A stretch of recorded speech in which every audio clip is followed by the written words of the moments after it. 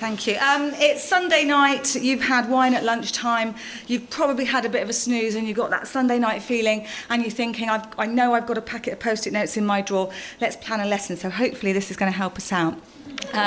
Pin the tail on the, so it could be anything. You could put an image on the board, it could be of a map, it could be of a character, anything you like. If you're feeling brave, the kids could be blindfolded. Spin them around 3 times and then get them to put the post-it note wherever. It could be a question, it could be anything at all, a response to a homework. It just adds a bit of fun to the start of the lesson.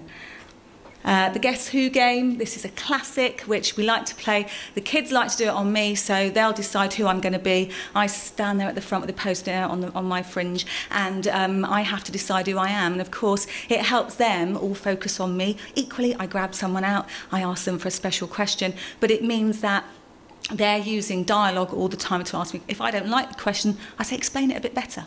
I don't understand what you mean. So I can direct some of the questioning to me. This is a great one.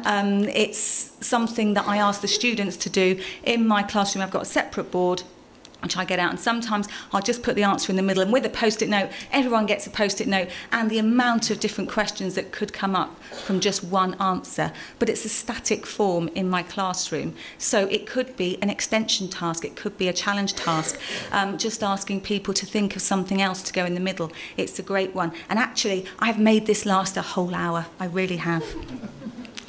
Opinions matter. An opinion line is a very good way to gauge ideas. So you start at one end and you go to the other. But of course, the discussion element means that the opinions get changed around, and you can then use the dialogue. You know, it's all about literacy at the moment, about talking in the classroom, and you can use dialogue so much more readily when they're there in groups and talking about it. You could have your own opinion line. You could divide the classroom up into agree and disagree, and then see where that takes them.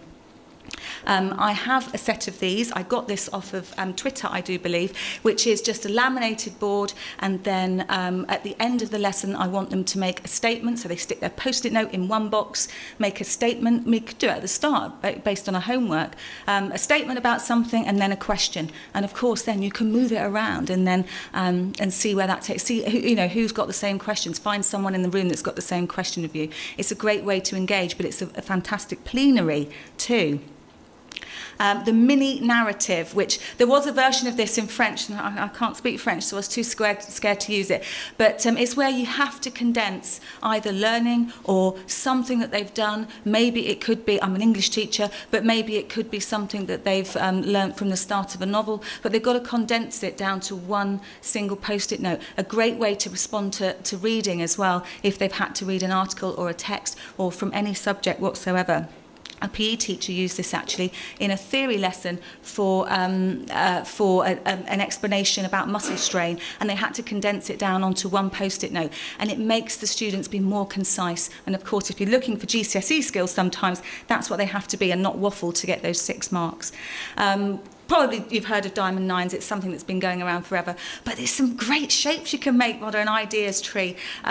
Christmas is coming, you know, something you make the star on the top and then you decide what comes after that. And of course, if everyone's got a post-it note, you gather 8 students together and they've got to make a particular shape out of something that they've been doing.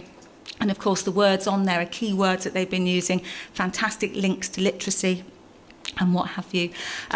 What's missing, of course, it's a very easy thing to do, but equally kids can test each other. So you've got mini whiteboards or whatever, and then you can use your post-it note to cover something up and see if they've got it right. It's a really quick thing to do, but the speed is of the essence sometimes. So this is my classic. Bloom's has been done and done to death a lot of the time, but actually it still works. I have question mats which have the root questions from Bloom's on them, and then I project this on the board.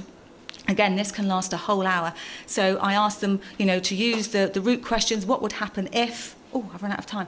What would happen if? And they put that question, whether it's an analysis question, they put that on the right colour, and then they are able to. I can then say, I want you to take a green question. I want you to take a yellow question, and I can gauge the learning from there. My last one. Something that they're leaving, 20 boxes on the board, and they stick their post-it note with what stuck with you today, and they stick that on there of what was the best learning that they had that day, and what's something they're going to remember. And that is it. Thank you very much.